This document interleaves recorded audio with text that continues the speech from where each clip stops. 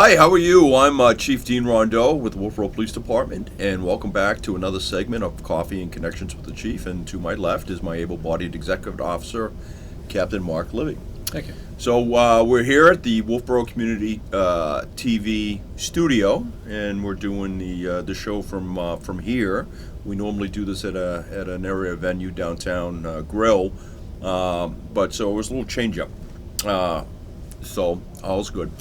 So welcome to February, the heart of winter. So having said that, pay attention to the weather, right? We're going to be getting now a frequent flurry of storms that'll be coming in. February typically has a tendency to be very cold and snowy, so keep your eye on the weather. Some other important events ongoing this month is obviously Valentine's Day on the 14th, so remember your Valentine, you know. Just saying out there for all you guys, just remember your Valentine. The other thing is school is out at the end of February. It's February school vacation week, so be mindful. There'll be a lot of children out and about doing their activities, and as always, leave a little bit of time. Only because it's the winter, leave a little bit of time to get to your destinations. Plan on poor travel and bad roads, right? It just makes sense. This winter has been it's been very difficult to forecast some of these storms. We had some ice storms in January, not too bad, but they did pop up on us unexpectedly, and as a result, we've had a number of traffic crashes and so forth. So in terms of the police department, we're well into the budget season. For February is the town's deliberative session. So it's at the town hall, the Great Hall, where it normally is held. Begins at approximately 1900 hours. Get there a little bit early to get a seat. That's 7 p.m. Get there at 7 p.m. Or a little bit before to get a good seat and see government in action and ask questions if you don't understand something. Relative to the police department budget, this has been a long and I think somewhat difficult budget season for the police department.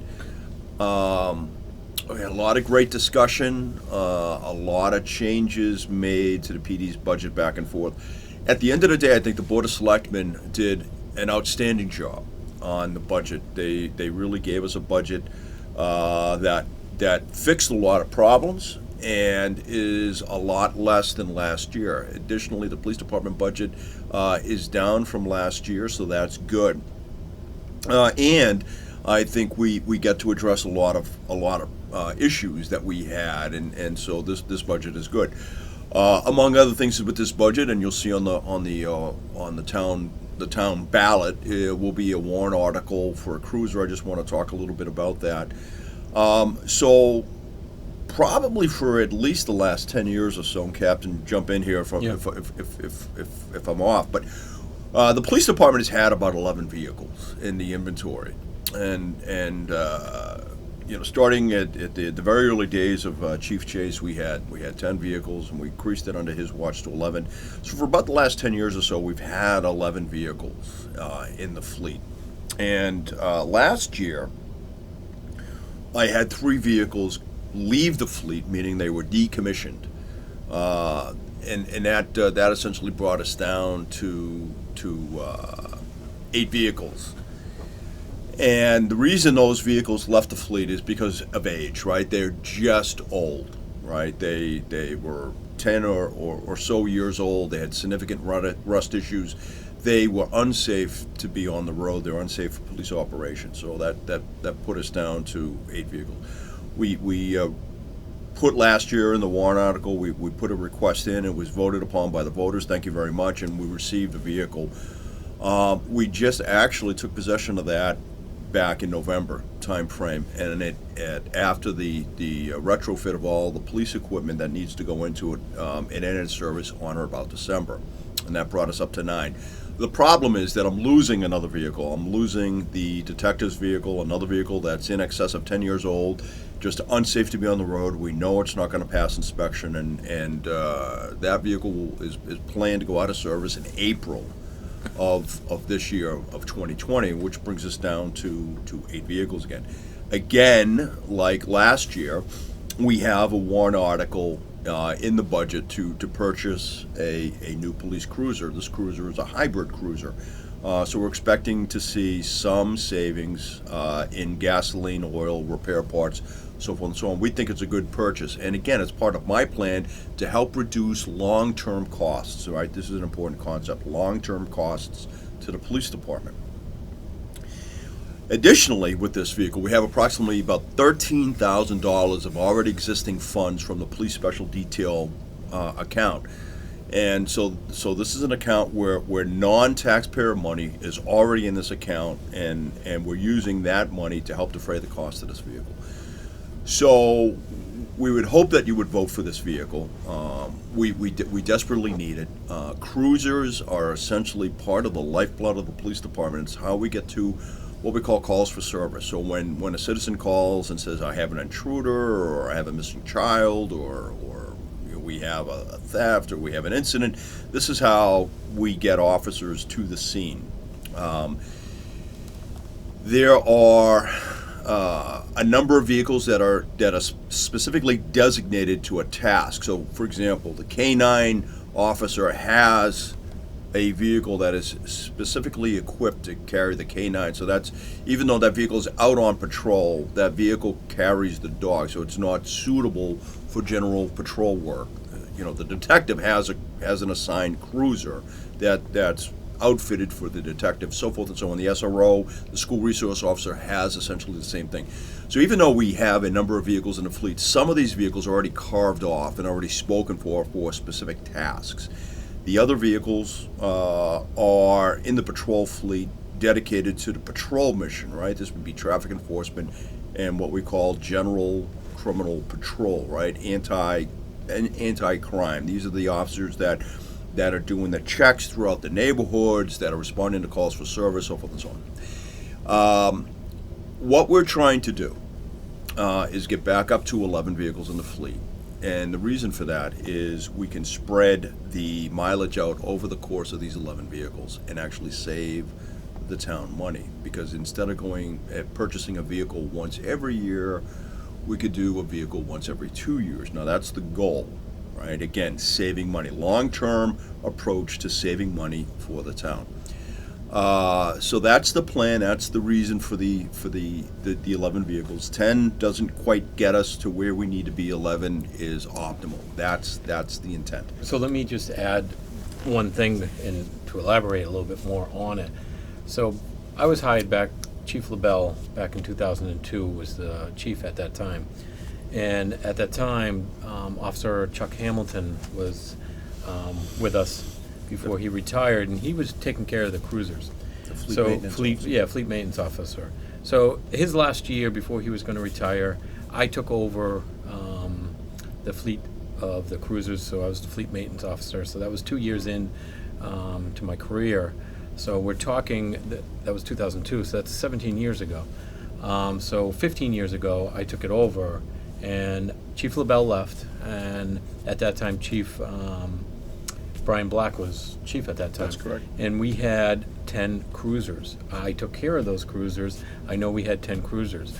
So I know there's myths or something out there saying that we've had 7, 8 cruisers at a time. That's never happened in my career that I've been here. We've always had 10 cruisers. Why do we have 10 cruisers? Because they're assigned, like the chief said, to certain assignments.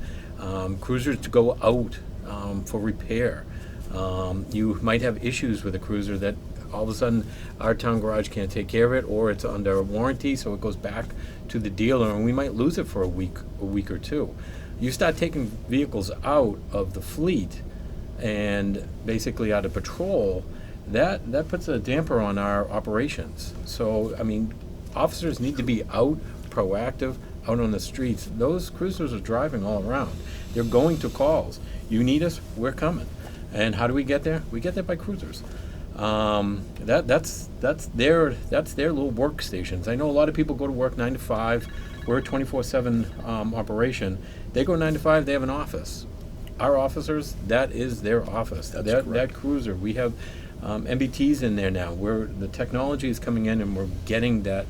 We're coming up to date and getting all that technology so they can do their work outside on the road, on the side of the road. They could be doing two functions at once, but they need a cruiser to do that, and we need the cruisers to do our operations. So, I mean, to say that we had less cruisers, we've never operated on 7 or 8 cruisers in my time. I don't know about his. He's been here longer. But since I've been here, since 2002, we've had 10 cruisers. Then Chief Chase took over, and during his time period here, we moved it up to 11 cruisers. Exactly what the chief said. We lost 3 Crown Vics. Now, Crown Vics, do they make them? No, they stopped making those almost, 5 years ago? And we still have one in operation, so that's pretty amazing that we are still keeping it. So let's explain that. How do we do that? So we have our patrol vehicles, which are 24/7. They are operating on that road everywhere, on the town roads, on the state roads of the town of Wolfeboro. Now, once they have maxed out their patrol life, they go down to the chief or myself or the detective. And then we don't put as much wear and tear on those vehicles and mileage, so that's how we can keep them longer. That's how it works. That's how we do our operations, so we can keep these cruisers longer, keep the taxpayers' money down, and it all functions that way, exactly what he's looking at doing, getting back to the original 11, doing it cruiser every 2 years. So it makes sense if you look at it and how we do our operations. So, sorry to... Yeah, so all of that is very good. Now, the captain asked a question, back when I came here in 1996, we initially had, 7 vehicles, and then very quickly thereafter I came on board. Stan Stevens, the chief of police at the time, increased it to 8, and then it went up from there for the next few years. It seemed that every few years we increased it. We increased it based off a need, and I think that's the important point here. The other thing that the captain touched upon, and I just want to emphasize a little bit about, is that the vehicles are doing a lot of tasks simultaneously. So you have your traffic enforcement, you have your general criminal patrol, you have your calls for service, but then you have things like court, right? Officers got to get to court because he's got to testify in a case. Remember, prosecutions, right? That's the end result of their work product, right? We make an arrest or we charge somebody, it ends up in court, right? So we have officers in court. We have officers in court a lot. Whether it's a juvenile matter, or whether it's an ALS hearing down in Concord, or whether it's a criminal matter that's being heard at the Superior Court or the District Court, we have officers in court. We have officers in training. They need to take a cruiser to training, whether it's back to the academy, whether it's at a distant location, whether it's at another state's academy. We have officers in training. We have officers doing administrative tasks. They may need to go up to the sheriff's department and run paperwork or materials up there, or to the county attorney's office, or whatever the case may be. We have officers in meetings for whatever the case may be. Vehicles are down for scheduled maintenance. Maybe the vehicles are at the range, carrying equipment to the range, because we have to qualify so many times a year and under certain conditions. So you see, it's just not patrol work, general patrol work. We have all these tasks ongoing. It is also important to remember that the police department is not a 9-to-5 operation. The police department is 24 hours a day, 7 days a week, 365 days a year. Those cruisers are on the road. And what we want is at least some break in the cruiser lifespan, where it's down resting for a period of time as opposed to running around the clock 24 hours a day. That's not good. It doesn't give us a chance to do the required operator maintenance that is needed. And we want to be able to spread the mileage out over a fleet of cruisers, because that's how you get longevity. Longevity here is the key to depreciation. All right? If you want to make your monetary investment last a little bit longer, what you want to do is spread the time out over the purchase of these vehicles. So again, getting to one vehicle every 2 years, which is what we want to do. We can't do it until we get to the 11th cruiser. That's just the bottom line. And look at this year. So Ford has made their police package a hybrid. So we're moving into that direction right. as a hybrid. So we're getting 10 years from these cruisers, which is amazing, especially how many mileage, idling, the hours it's used, the engine. So if we can get a hybrid and cut down some of the idling, which then it goes to the hybrid mode, if you're all familiar with all that, there is going to be a savings in the long term there. Can we get another year out of these vehicles? That's the goal, and that's what is going to get us to every other year. We have a plan. Hopefully it works. You got to have a plan to start and go move forward from there. So that's the piece about the vehicles. That's the logic. That's my logic. I think it's important to communicate to the citizens what my logic is. I think the captain hit the nail on the head. That's our plan. That's where we want to go. We think we can do it. We need your support. We would hope, because of all the hard work that has gone into the budget, not just from the budget committee, but the Board of Selectmen and the department heads as well, we would hope that you would vote for the operating budget. We would hope that you would vote for the various warrant articles. And please hear it from me as an impassioned plea. I really would like your support on this cruiser. I do want to get to the point where we're able to get to a point where we're reducing long-term costs in the police department. It may sound a little counterintuitive, but in order to do that, I need to spend a little bit of money. But I think the savings in the long run is going to be well worth it, and that's what we're trying to do. Now, will you see these savings in 1 or 2 years? No, but will you conceivably see them in 3 years? Yes, you'll start to see them in about 3 years if we can get to this point, and they'll continue from that point on. And this is good. This is a good thing. And so that's, again, part of my plan to reduce long-term expenditures in the police department.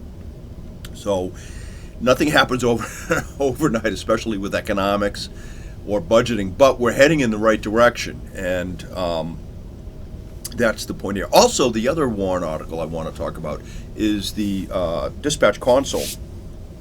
So I would hope that the citizenry would support the police department request for the $50,000 to be put aside, in a capital reserve account for the purchase of a new dispatch console. Now, this is a planned purchase in 2022 that would theoretically coincide with the public safety building should the voters decide to do that. But they're not tied together. These two are not tied together, and I want to make that very crystal clear. These two items are not tied together. We need a new dispatch console. Just happened to be 2022 was the time that we would had scheduled to replace it. The dispatch console is what we use to communicate from the police department to not just the fire rescue personnel and the police personnel that are out on the field, but the other town departments as well. It is basically the brains of the dispatch center. It's how the dispatchers communicate and how they log information and everything else. It's not simply a radio, but it's much more than that. If you have any questions, if you want to see our current operation, just come on into the police department. We'll be happy to give you a tour. We can show you what the dispatch console looks like. It is a bank of computers and radios that are all connected and tied in that provide the police department the common operating picture we need to respond to emergencies and crises. This is very, very important. The cost of a dispatch console, just the purchase, we're estimating to be about $350,000. There will be some installation, deinstallation costs, and some additional equipment, antennas, radio couplings, cables, that kind of thing. So if we continue on with the money that we're putting away a little bit at a time every year, we should have the $400,000 or so that we would be comfortable with making that purchase, and that's the plan. So last year we put in $102,000. Yep. This year we're requesting $50,000. And so we would ask the citizens to support that as well. That is critically important. So those are the big items, and then of course the operating budget. You know, the police department is one department within the town's greater operating budget. A lot of hard work went into the development of that operating budget. I think the Board of Selectmen did a fantastic job with the budget this year, as did other members of town government. I would hope that you would support the operating budget. I know I am. I'm a resident of the town of Wolfeboro. I plan to support it. It is a good budget. And that being said, that's essentially everything I want to say about the budget process. So moving on to operations, and I'm going to turn it over to the captain. Thanks, Chief. So in operations, this last month was pretty busy for us, as we had our physical agility test for our new That's right. officer, for the new hire. So that was on January 4th. So we completed that. A lot of work got put into that. I thank all the officers that assisted me with that process. And because you got to line all this up, and I really appreciate Brewster Academy for letting us use their facilities. I mean, they have a wonderful indoor track. Their Smith Center is very large. They got a classroom that we could use. They got the gym, and they got the indoor track, which makes it a lot easier, especially during our Januaries with That's our right. winters. And trying to get somebody to run on a road is hard. Plus, you're planning this probably 3-4 months ahead of time. And that Saturday, January 4th, what was it, rainy, icy? I mean, the conditions outside were not good, but we had a good amount of people show up. So we moved that process into the oral board process the following week, last Friday, and we came out with, the commissioners did give a conditional offers to one of the candidates there, so we're very happy with that. So the background process is in the start. Hopefully we'll, based on the background and what's the budget of this year, how it's going, so the hiring date will be April 1st. You'll see him on board, and hopefully get him here before he goes to the academy. That would be the ideal, but the academy looks like it's start of, I think it's May 11th. That's correct. And sometime in April, he has to do his PT down, which is a physical agility test down at the academy. So moving on to from that, we still have our highway safety grants. So they'll be out there, our safe commute. You'll see an officer out there. I believe there's 1 or 2 of them this month. So you'll see the enforcement out there. Usually these safe commutes with the highway safety grants, they're not just our town, they're every town and throughout the state. So you'll see really the enforcement start to build up within that day that is chosen from the state to do the enforcement. Hold that thought, Captain. I do want to say one thing about the highway safety grants, and this comes as a result of a conversation I had the other day down at Katie's Kitchen with Commissioner Emeritus Ron Goodgame. Brought up a really good point to me. He said, "Hey, Chief, I listened to the commission meetings. You bring up a lot of really good points." He said, "But every time you're talking about the speed enforcement issues and what roads you're on and the fact that crashes are up, and what are you doing to prevent that? What are you doing to stop that?" I said, "Well, that's a really good point." So he said, "You need to tell that to the public, because we do have a plan, right? We do have a highway safety plan. So these highway safety grants and some of the other enhanced patrols are directed at some of our problem areas." So for those folks that listen to me during the commission meetings and I say, "Hey, there's no mystery where the crashes are. They're occurring on what I call them the usual suspects," right? Which I know Ron doesn't like that term. He says, "No, don't use that term. That's a bad term." Okay, fine. But Center Street, South Main Street, North Main Street, right? Because those are our most heavily traveled roads. So just be mindful that these highway safety grants, these patrols, are really going to be focusing on those problem areas. Our enhanced speed enforcement operations are going to be focused on reducing speed on those roads to reduce crashes. So just be mindful of that. It's very important. And that's the intent of these programs, right? We want to get crashes down to 0. We did it a year ago. We had 3 months where we had 0, 0, 0. January, February, March. It was awesome, right? It was awesome. In fact, by the second month, I said, "No, this has got to be an error in the program." But you come to find out we were 0. So that was awesome. And of course, then in April, the traffic crashes went through the roof again.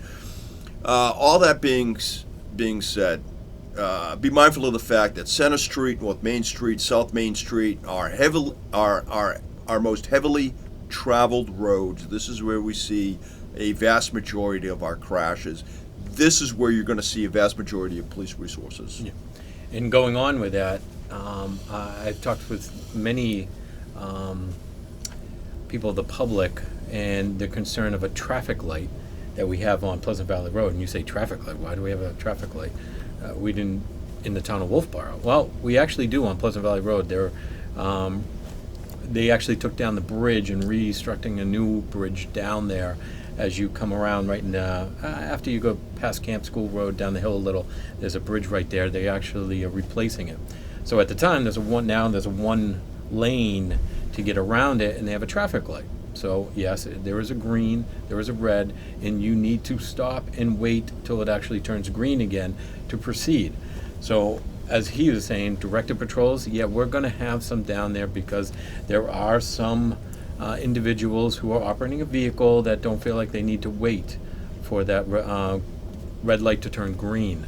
And they just proceed on the red, and there's other cars coming the other way that now need to stop and wait for that individual to proceed. So I asked, just wait the 1 minute. It's 1 minute, actually, when it does turn. We timed it down there. So when it goes from red to green, it's 1 minute. That's all you're waiting. So just prepare yourself if you're coming in from the back end near Brookfield, coming this way towards town. It's 1 minute, or if you're going in, it's 1 minute. You might have to wait. It could be less by the time you get there. It could be already red and you're already down 30 seconds, 40 seconds. So just wait for you can get a citation for that. You're going through a red light. That's like any red light that you see at a traffic or any other town that has traffic lights. It's the same thing. So we're going to have directed patrols down there. This is your warning. We are going to be out there for that. So with dispatch, I know he really got into dispatch. We've done this over and over again, what they do, the purpose, who they dispatch. I mean, all the town departments actually use dispatch. But as he mentioned, come in. If you guys want to see, or anyone wants to see what dispatch is all about, come on in. We'll give that tour. You can meet and greet everybody in there, and we'll show you what it all looks like and what it does and the function of it, the console. We have a lot of TVs in there. We have a lot of cameras that actually the town has cameras within certain areas of the town that we watch. It's just more eyes on areas that I can't get officers into those areas 24/7. So like the pavilion that we have down there near Foss Field. So we have cameras down there. Why do we have cameras? Because we have a lot of vandalism down there. We still have a lot of vandalism down there with the cameras. But with the cameras, we know who's doing it. We know who's doing it. So unfortunately, they're going to have to pay to fix it. So it is working. But it shows the need, and it helps Parks and Rec with the bathrooms down there, with the management. Do they need to keep the bathrooms open? And this year, and I support her that she's closed down those bathrooms, because you can't have cameras in bathrooms, and there's a lot of things that are getting left in those bathrooms that shouldn't even be in there. So I support her on her decision to close that down for the winter months. So this is all about public safety. It's all about trying to keep the public safe and doing the right thing. And the captain brings up a really good point about, wait the 1 minute at the traffic light. This is for your safety, folks. Again, the cameras at the pavilion and some of the decisions that were made, again, was all for public safety, right? We don't want anybody getting pricked with a needle or stumbling across something that may be a harmful substance, right? And some of these drugs that are out there now can be absorbed in the skin. They don't have to be inhaled or ingested purposely. They can be simply ingested accidentally. So again, this is for public safety. So keep that in the back of your mind. It's interesting times that we're living in right now. We're trying to do the very best job we can to keep everybody safe. So that's all I have for this month.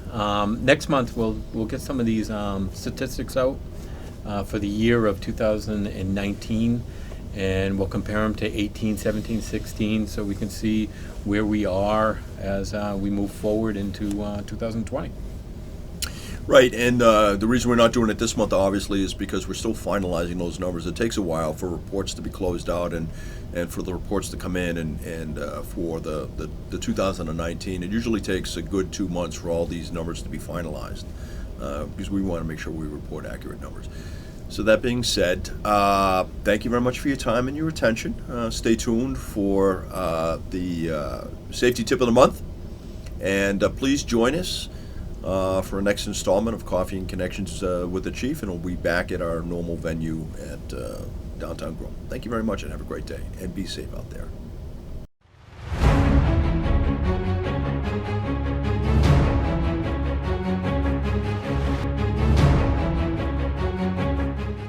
Hi, I'm Chief Dean Rondeau with the Wolfeboro Police Department, and welcome back to another segment of Coffee and Connections with the Chief, and this is your safety tip of the month.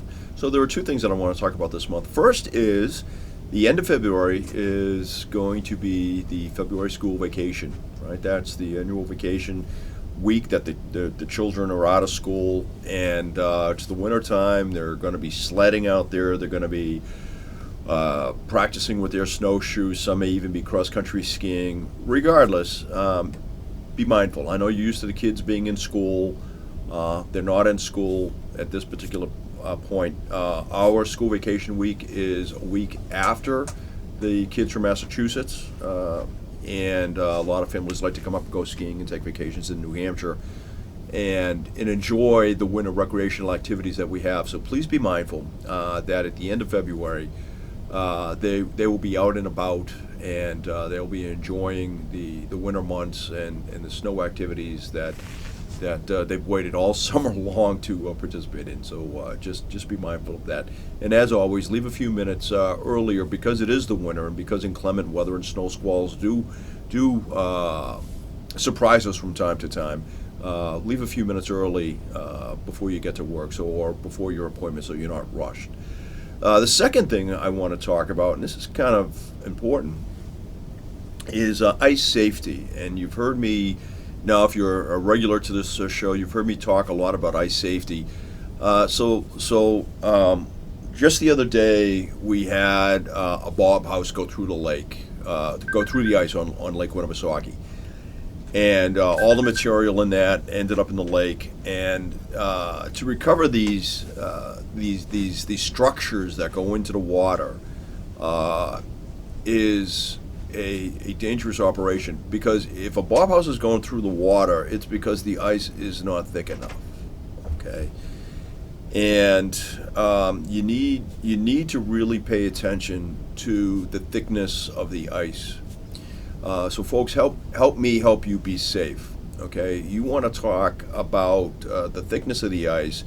You need a good 15 inches of ice thickness to take any type of heavy vehicle out onto the ice, like a four-wheeler or like a ski-mobile, just to be safe. If you're talking about a vehicle, you're really talking a good 18 inches to 2 feet minimum before you take a heavy vehicle like an automobile or a pickup truck or something out onto the ice. Follow the rules and guidelines set forth by the New Hampshire Fish and Game. They're monitoring the ice thickness. If you have any questions, contact them. And listen, just because we've had a few cold days, remember, what you're really talking about here is thermodynamics, right? You're talking about an awful lot of cold weather energy to freeze a very large body of water. Okay, so we have to have more than just a few cold days. You've got to really have weeks, maybe even a month of very cold weather to freeze that lake to the point where it is safe enough, the ice is thick enough to support heavy equipment and large numbers of people out onto the water. Will it happen? Yes, it will. Don't rush it. Be patient. It's going to happen. Or else you're going to be like this gentleman who had his bob house, or worse, a pickup truck go through the ice. And that puts people in danger. When that happens, that the people that have to recover that have to use special equipment, or we have to get people outfitted properly. because the potential to fall in the water is pretty high, and that water is awfully cold. So please don't put public safety personnel in that predicament. Go out on the ice when it's safe. Monitor the ice. Contact New Hampshire Fish and Game. Get their advice on where the ice is thickest. Right? Be safe. Enjoy yourselves. I want you to enjoy the winter months, but please be safe. This is really about your personal safety. So thank you very much for tuning in to Coffee and Connections with the Chief, and I will see you next month. Thank you very much, and be safe out there.